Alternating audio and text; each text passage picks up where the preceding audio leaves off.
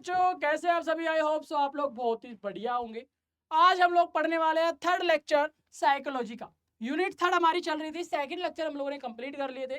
Third lecture पे आज हम लोग आ चुके हैं। और जैसा कि मेरे प्यारे बच्चों, आप लोगों को पॉजिटिव रिजल्ट मिल रहा है, आप लोगों को समझ में आ रहा है। बहुत से बच्चे अपना पॉजिटिव कॉम्प्लीमेंट दे रहे हैं, पॉजिटिव कमेंट आ रहे हैं, तो ये सब देख के बहुत ही अच्छा लग रहा है। और बहुत ही क्वालिटिव हम कोशिश कर रहे हैं कि आप लोगों को कंटेंट प्रोवाइड करें, आप लोगों को समझ में आए। तो चलिए मैं आप लोगों को बता देता हूं कि लेक्चर थर्ड हम लोग पढ़ने वाले हैं, साइकोलॉजी हम लोग यहाँ पे पढ़ रहे हैं। आज हम लोग defence mechanism and it's implications के बारे में जानेंगे। और हमारा फ्रस्ट्रेशन एंड कॉन्फ्लिक्ट और टाइप ऑफ कॉन्फ्लिक्ट, ये होता क्या है, इसका मतलब क्या है, इन कॉन्सेप्ट को समझने वाले हैं। सिंपल लैंग्वेज में, बड़ी आसान, और जैसे बच्चों को पढ़ाते हैं इस तरीके से मैं कोशिश करता हूँ, और आपको भी समझ में आ जाए, हर एक बच्चे को समझ में आ जाए जो पढ़ रहा है। कॉन्सेप्ट समझना है, इससे ज़्यादा कुछ नहीं करना। चलिए क्लास को स्टार्ट करते हैं। किसी का डाउट, कन्फ्यूजन, क्वेश्चन बन रहा होगा, मुझे कमेंट कर देंगे, मैं आपका जवाब जरूर दूंगा। और आप मेरे व्हाट्सएप ग्रुप में भी ज्वाइन हो सकते हैं, जिसका लिंक आपको यूट्यूब की प्रोफाइल पर मिल जाएगा। ठीक है, चलिए मैं आप लोगों को ज़्यादा देरी ना करते हुए बच्चा क्लास को स्टार्ट करते हैं, कंटिन्यू करते हैं। सबसे पहले बात कर लेते हैं, defence mechanism are unconscious psychological strategy. यानी कि एक ऐसी साइकोलॉजिकल स्ट्रेटेजी है बच्चा मानसिकता की, जो कि that individual use to protect themselves from anxiety, stress, unacceptable thoughts and feeling. यानी कि मेरे पे बच्चा एक ऐसी मानसिक, हमारी मानसिक का ऐसा डिफेंस मैकेनिज्म है, अवचेतन हमारा है ये, जो कि हमारे स्ट्रेस को, हमारी एंजाइटी को, हमारे अनकंट्रोल थॉट्स को कंट्रोल कर देता है, उसको ठीक कर देता है। यानी कि हम कभी कभी ना ऐसा सोचते हैं ना, डिप्रेस हो जाते हैं, ओवर थिंकिंग होने लगती है, उसको किस तरीके से नॉर्मल किया जाता है, वो हमारा यही है। हमारी बॉडी खुद ही, यानी कि हमारा डिफेंस मैकेनिज्म ही उस एंजाइटी को कम करने की कोशिश करता है, हमारे स्ट्रेस को कम करने की कोशिश करता है, हमारे अनकंट्रोल थॉट्स जो है, हम लोग जो ओवर थिंकिंग कर रहे हैं, हम लोग अगर दिमाग में बहुत सारी चीजें चल रही है, उसको कंट्रोल करने की कोशिश करता है, उसको हम लोग डिफेंस मैकेनिज्म कहते हैं। इतनी बात समझ में आ रही है? बहुत सुंदर। तो मेरे प्यारे बच्चा, अब बात करते हैं कि कितने टाइप के हमारे डिफेंस मैकेनिज्म होते हैं। डिफेंस मैकेनिज्म का मतलब वो कौन कौन से तरीके होते हैं हमारी बॉडी के अंदर, कौन कौन से वो डिफेंस मैकेनिज्म होते हैं जिसकी वजह से हम लोग ये अनकंट्रोल थॉट्स को, अनएक्सेप्टेबल थॉट्स को हमारे कंट्रोल करते हैं, स्ट्रेस को कम करते हैं, एंजाइटी को कम करते हैं, बहुत सारी चीजें ऐसी है जिसको हम लोग कम करते हैं। सबसे पहला है रिप्रेशन, यानी कि दमन, यानी कि pushing distraction thoughts into the unconscious mind. कष्टदायक विचारों को अवचेतन में दबा देना। यानी कि मेरे प्यारे बच्चा, जितने भी हमारे कष्टदायक है ना, कष्टदायक विचार, यानी कि कुछ चीजें जैसी ओवर थिंकिंग सोच रहे हो, आजकल के जो यूथ है वो तो ज्यादा ब्रेकअप होने पे, लड़कियां छोड़ जाने पे, लड़की बात नहीं कर रही, लड़की टेक्स्ट नहीं कर रही, ये सारी चीजें चल रही है ना आपके एज ग्रुप के जितना भी है, कि हाँ यार उसको मैं चाहता हूँ, वो भी चाहती थी, लेकिन अभी पता नहीं किस तरीके से वो मुझसे बात ही नहीं कर रही है, कहीं वो दूसरी जगह तो बात नहीं कर रही है। ऐसे ओवर थिंकिंग हजारों चीजें चल रही है। मैं और कुछ नहीं बोलना चाह रहा इस टॉपिक पे, आप लोग बहुत अच्छे से जानते हो।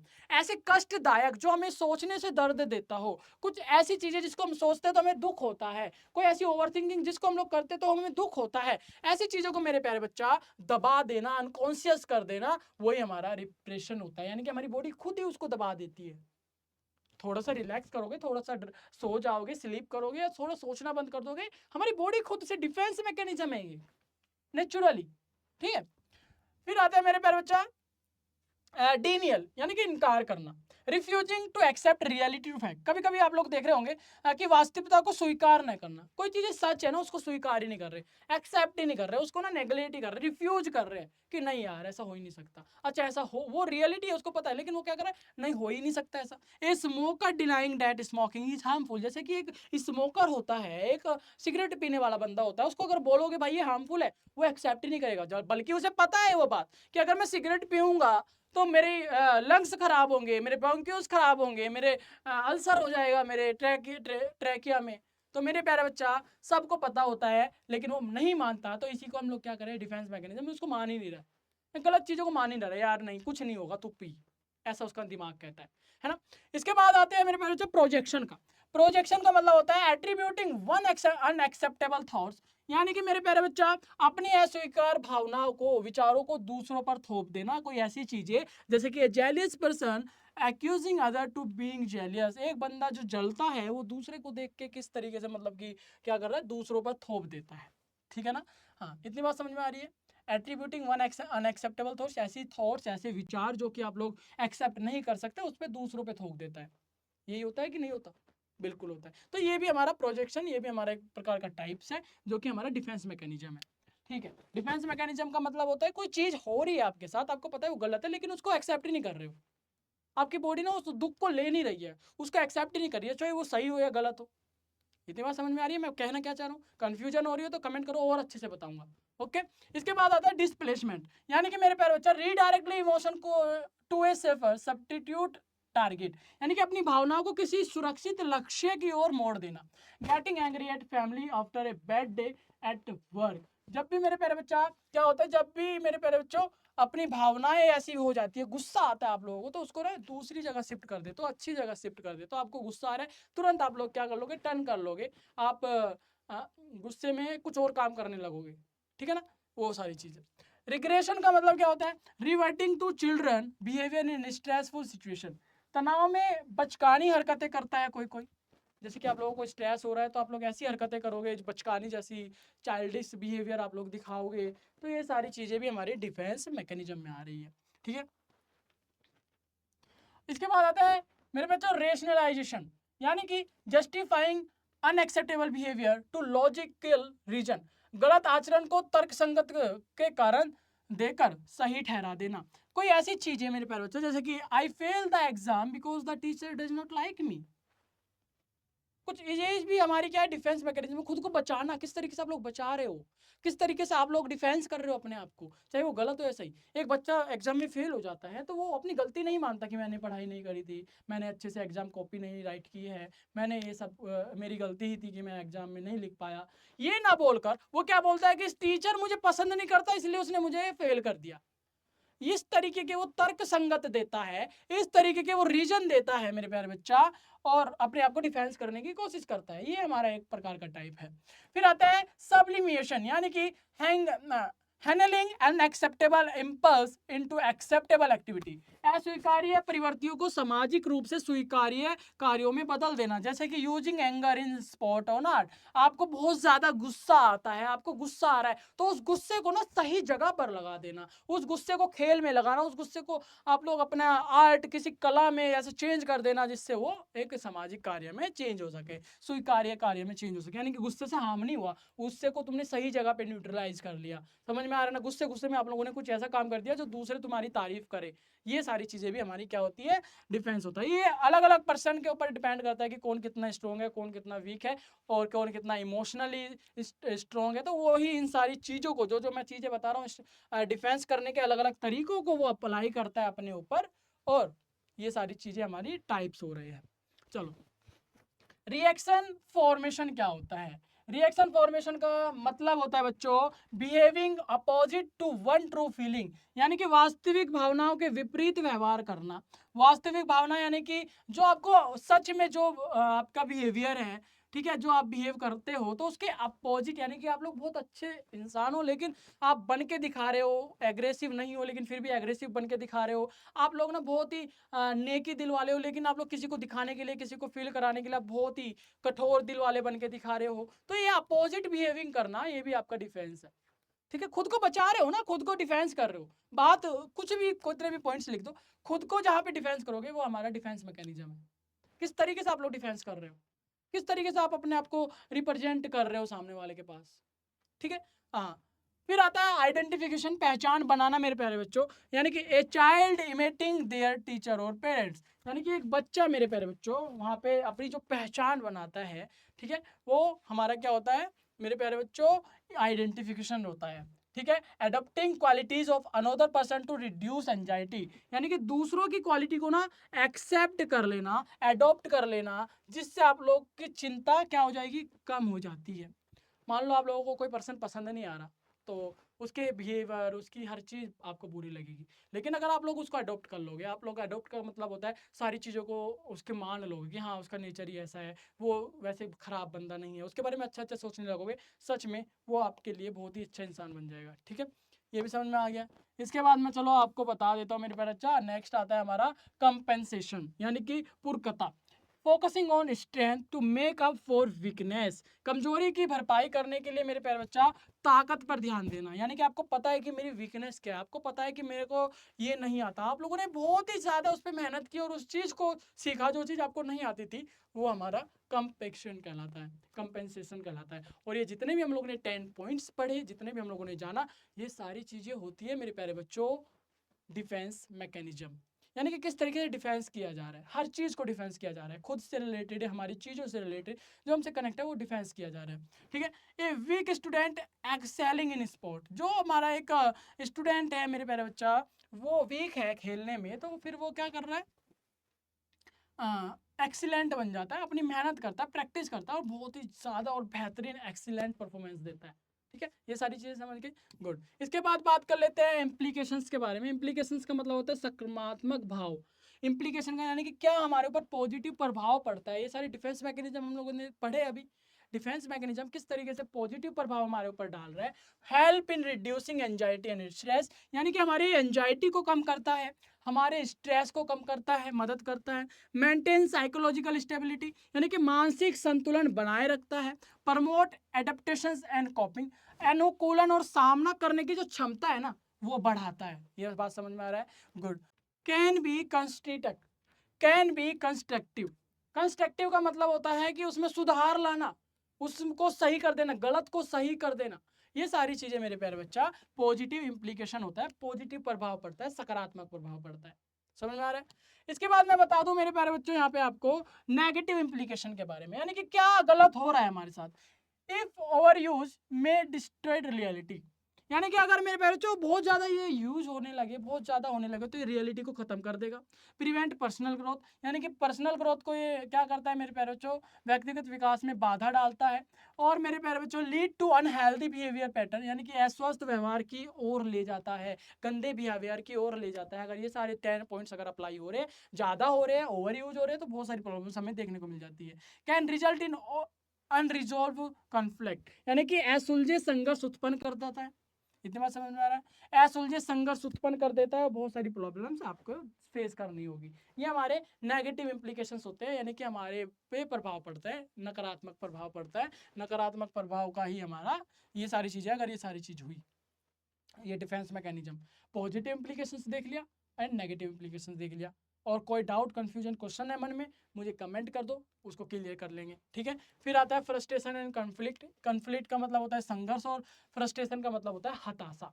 ठीक है, हताशा का मतलब समझ में आ रहा है, जब हार जाते हो, थक जाते हो, परेशान हो जाते हो, फ्रस्ट्रेट हो जाते हो, एक ही चीज को काम कर करके आपको रिजल्ट नहीं मिल रहा होता है, वो होता है। संघर्ष का मतलब होता है आप जब संघर्ष कर रहे हो, आप लोग जितना मेहनत कर रहे हो, आप लोग एक चीज को पाने के लिए कितना ही ज्यादा स्ट्रगल कर रहे हो, ठीक है, तो वो होता है कन्फ्लिक्ट। फ्रस्ट्रेशन मेरे प्यारे बच्चों एक साइकोलॉजिकल स्टेट है, एक मानसिकता, मानसिक व्यवहार है मेरे प्यारे बच्चों, स्टेट है वो, जिसमें when a person goal directly behaviour is block और इंटरफेयर विद, जब किसी व्यक्ति के लक्ष्य से अनुमुख व्यवहार में रुकावट आती है, तब वो मानसिक स्थिति में उत्पन्न हो जाता है और उसको फ्रस्ट्रेशन आ जाती है। यानी कि कोई काम करना चाह रहे हो लेकिन वो काम हो नहीं रहा, किसी ना किसी बाधा में वो फंस जा रहा है, कोई ना कोई बाधा आई जा रही है, तो ये सारी चीज़ें हमारी फ्रस्ट्रेशन कहलाती है। इतनी बात समझ में आ रही है, बढ़िया आ रही है, बहुत सुंदर। इसके बाद मैं आप लोगों को बता दूं कि ये आखिर कारण क्या है फ्रस्ट्रेशन, ये आखिर होता क्यों है। हम लोग काम कर रहे हैं, मेहनत कर रहे हैं, लेकिन ये हो क्यों रहा है। कोज का मतलब होता है कारण। तो मेरे पे बच्चों फेलियर टू अचीव गोल, यानी कि जब कोई चीज आप लोग अचीव करना चाहते हो उसमें फेल हो जाते हो। सोशल रेस्ट्रिक्शन होती है मेरे प्यारे बच्चों, सामाजिक ऐसे रेस्ट्रिक्शन होती है जो कि आप में बाधित होते हैं, बाधा डालते हैं। इंटरनल कन्फ्लिक्ट होता है, आंतरिक संघर्ष होता है। अनमेट नीड होती है, अपूर्ति आवश्यकताएं होती है मेरे बच्चे, अपूर्ति आवश्यकताएं की जो चीज, मान लो आप रनिंग कर रहे हो लेकिन आपके पास ना बहुत सारी चीजें नहीं है, लाइक खाने के लिए वो एक सफिशिएंट न्यूट्रिशंस नहीं है, आपके पास अच्छे शूज नहीं है जिससे आप लोग अच्छी तरीके से रनिंग कर पाओ, तो बहुत सारी ऐसे रुकावटें हैं, अपूर्ति आवश्यकताएं हैं जो है ही नहीं आपके पास। तो एग्जाम्पल दिया, ये हर जगह अप्लाई होगा। ठीक है, तो ये होते हैं हमारे फ्रस्ट्रेशंस के कारण। आप फ्रस्ट्रेट हो जाओगे जब आपके पास अपूर्ति चीज होगी, यानी कि आवश्यकता चीजों की पूर्ति ही नहीं होगी, तो आपको फ्रस्ट्रेशन होगा कि यार ये नहीं है, मैं कर ही नहीं पा रहा हूँ, फिर कैसे रिजल्ट मिलेगा। ये सारी चीजें ओके। फिर आता है कन्फ्लिक्ट। कन्फ्लिक्ट का मतलब होता है संघर्ष करना। संघर्ष करना यानी कि कन्फ्लिक्ट एक साइकोलॉजिकल सिचुएशन है जहाँ पे एक व्यक्ति फेस करता है दो या दो से ज्यादा कंपेटिंग गोल को, नीड को, इम्पल्स को, एंड दे आर इनकम्पेटिबल। ठीक है, इतनी बात समझ में आ रही है। संघर्ष का मतलब ही क्या हो रहा है, बहुत सारे गोल्स को वो फेस कर रहा होता है, बहुत संघर्ष कर रहा होता है, उसके पास बहुत सारी टारगेट्स होते हैं पूरे करने के लिए, तो वो संघर्ष कहलाता है।